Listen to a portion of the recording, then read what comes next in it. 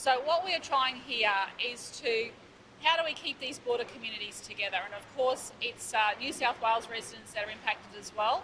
And there has been suggestions about moving that down to the Tweed River. My understanding is that conversations did take place back in March between the two respective police ministers. That's what my Minister for Police, Mark Ryan, informed me of over the weekend. And look, I think in the spirit of cooperation, it would be good if the New South Wales government could now we're in July, give due consideration. It would make it much easier operationally. It would keep those two communities together. And of course, they will remain New South Wales residents. It is just about making that flow of communities easier. We'll put that detailed submission down to the New South Wales government today. And look, we'll just see, it would ease pressure, especially those border communities. I'm just trying to make it easier for people, but of course, you know, if the New South Wales government is against it, they're against it. I hope they give it consideration. Oh, we would still do that because it's protecting the Queensland border. But of course the ADF are involved, and the ADF represent all of Australia. So look, I'm just trying to make life a little bit easier. Perhaps the Tweed residents would like to make their views known to the New South Wales government.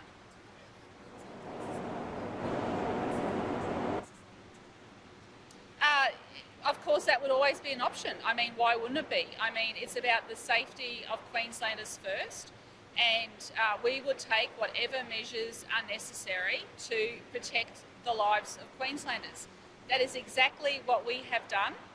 When we took the strong measures against the borders, and we say nearly every journalist here had raised issues about that at the time, but we stood firm with Queenslanders in protecting those borders and having those strong border measures against keeping them against Victoria and those hotspots of New South Wales. And we are continuing to monitor those hotspots of New South Wales, and I get regular briefings on that from the Deputy Premier and the Chief Health Officer. Yeah, sorry, yeah.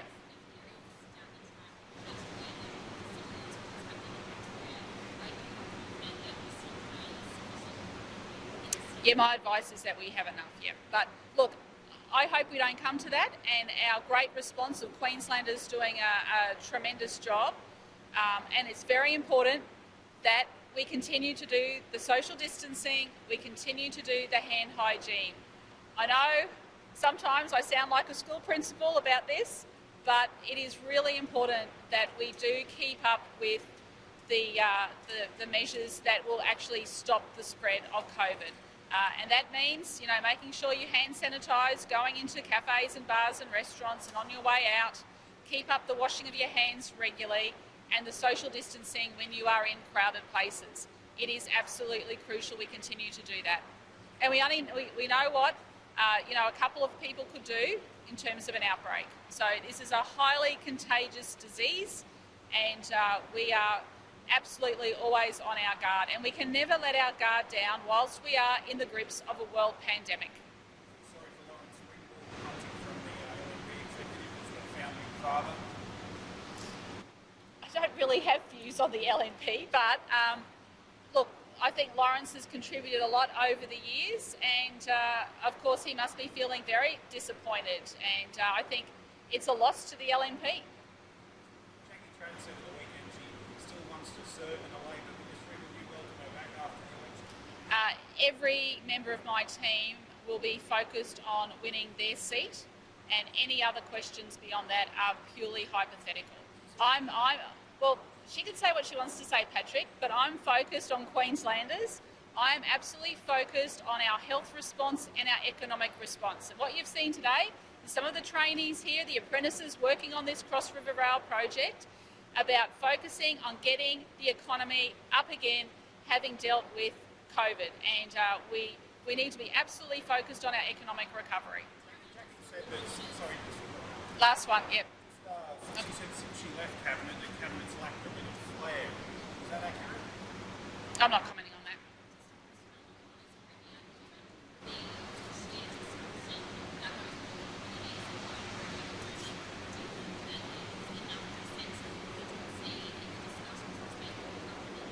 We had discussions back in March. This is a proposal we put in March. It was rejected in March. So, you know, we put it out there. That was one of the things that we thought of first of all when we were putting those borders in place, was to have those communities together. And it was not even considered. So now, obviously, we've got more traffic coming through, we've got more hold-ups because we're keeping Queenslanders safe by having those border measures in place. We are putting now a detailed proposal to the New South Wales Government for their consideration. But I'm not the New South Wales Government. Sorry? I have said that I will look at the detailed legislation. We've got the Law Reform Commission looking at it at the moment, and I would want to see a very strong legislation before I give my opinion on that.